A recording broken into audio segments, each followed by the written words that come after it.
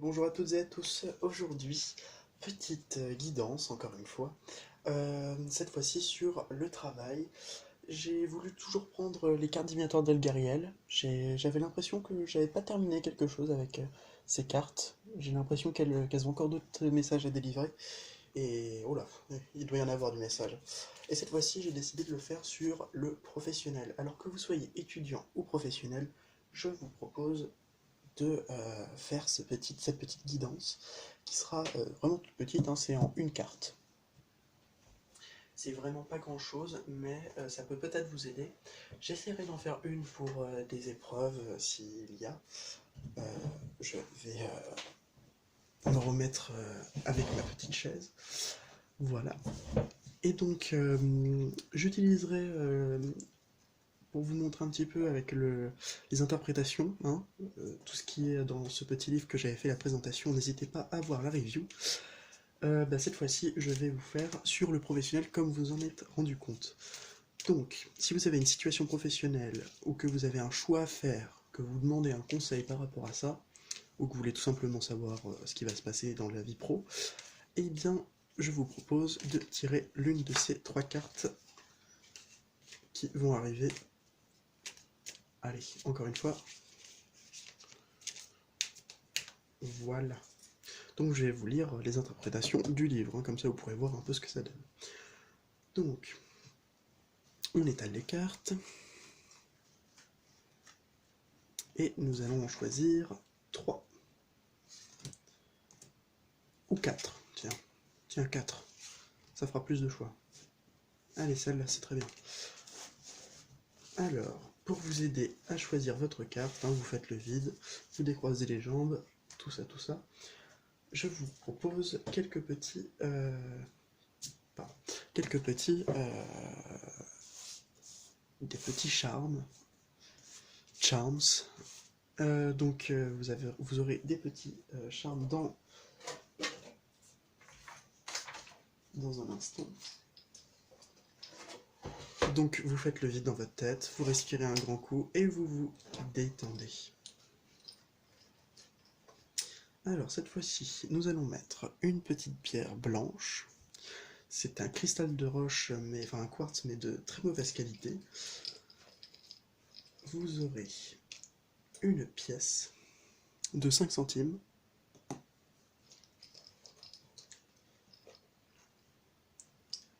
Vous aurez une petite clé pour le troisième groupe. Et pour le dernier, j'ai trouvé quelque chose qui pourrait faire l'affaire, plutôt féminin. Vous aurez un espèce de petit sac tout doux. Je ne sais pas vraiment à quoi ça sert, je l'avais eu sur une brocante, on me l'avait donné, on m'avait dit tiens c'est en plus. Il y a une petite pierre, ça a l'air d'être du jaspe rouge. Ah peut-être...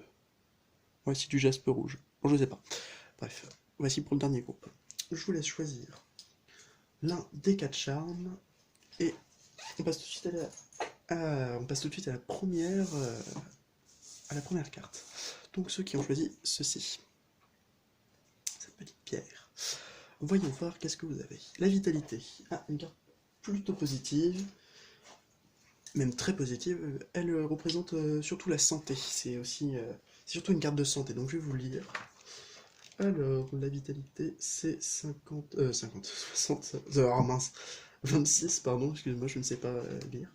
Donc, en professionnel, vous êtes parfaitement en harmonie dans votre activité professionnelle. Une reconnaissance suivie d'une promotion est sans doute envisageable. Donc, ça c'est bien ça. Dans le monde des affaires, cette carte préconise la signature d'un contrat, conséquence suivie d'une belle rentrée d'argent. Plutôt positif pour ceux qui ont choisi la première carte. Je crois qu'il n'y a rien d'autre à dire, mis à part toutes mes félicitations, parce que vous avez dû bosser, ou ça a dû vous tomber ça vous est tombé tout cuit dans la bouche.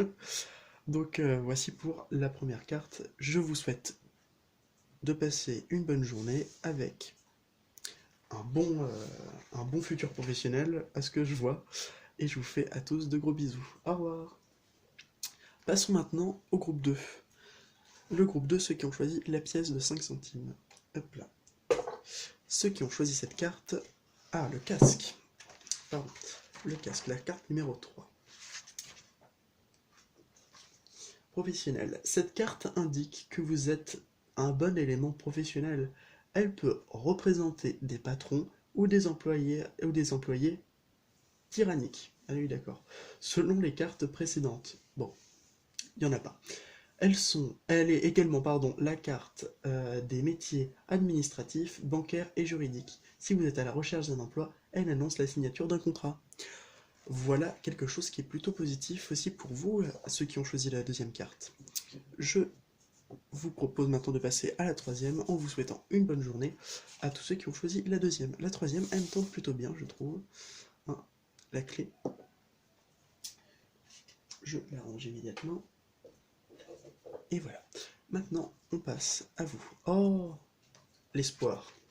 Voilà une carte qui représente l'amour. Je ne tire pas souvent, bizarrement, que ce soit pour moi ou pour les autres. La carte numéro 16, l'espoir. Professionnel. Cette carte indique un bonheur immense dans le domaine professionnel, l'épanouissement total. Elle représente aussi le travail en couple dans l'entente et le respect mutuel, métier lié à l'amour et au mariage. Ça, c'est plutôt positif aussi. Disons qu'on n'a que du positif pour l'instant, en espérant que la troisième ne soit pas négative, je l'espère. Donc bah voilà pour vous le troisième groupe, hein. Ce fut très bref mais fort efficace. Je vous souhaite une bonne journée et à très bientôt. Maintenant nous passons à la carte numéro 4. Pour ceux qui ont choisi, ce sera le repos éternel. Alors, n'ayez crainte, c'est une carte que je trouve extrêmement belle, que ce soit dans sa symbolique ou dans son côté totalement esthétique. Elle est très très belle je trouve. C'est une de mes cartes préférées de ce jeu. Le repos éternel, qui est une carte totalement neutre, comme la carte l'arcane sans nom dans le tarot. Ça ne représente pas la mort, attention. Vous n'allez pas mourir au travail. Des accidents de travail, ça n'est pas trop... je crois pas que ça soit ça. Peut-être. Après, je ne sais pas. Alors, professionnel, dans le domaine professionnel, elle symbolise pour un employé la fin d'une collaboration avec son employeur. Voilà, c'est la carte de la fin et du recommencement, ce qui est très important, puisque tout a une fin et tout a un commencement. Sauf, bien sûr, Ariel Dombal, qui, elle, a un commencement, mais on ne sait pas si elle va avoir une fin, hein, c'est sûr. Ceux qui ont compris, n'hésitez pas à mettre un pouce bleu pour la vanne, parce que franchement, elle était pas mal. Non, je rigole. Je continue, excusez-moi. Trêve de divagation. Pour un employeur ou un travailleur indépendant, cette carte signifie la fin de son activité. Dans les deux cas, le crâne indique une étape obligatoire pour pouvoir passer à autre chose de positif. Donc, cette carte c'est un peu plus dur à interpréter. Pourquoi? Parce que elle est ni bonne ni mauvaise, tout dépend de votre situation.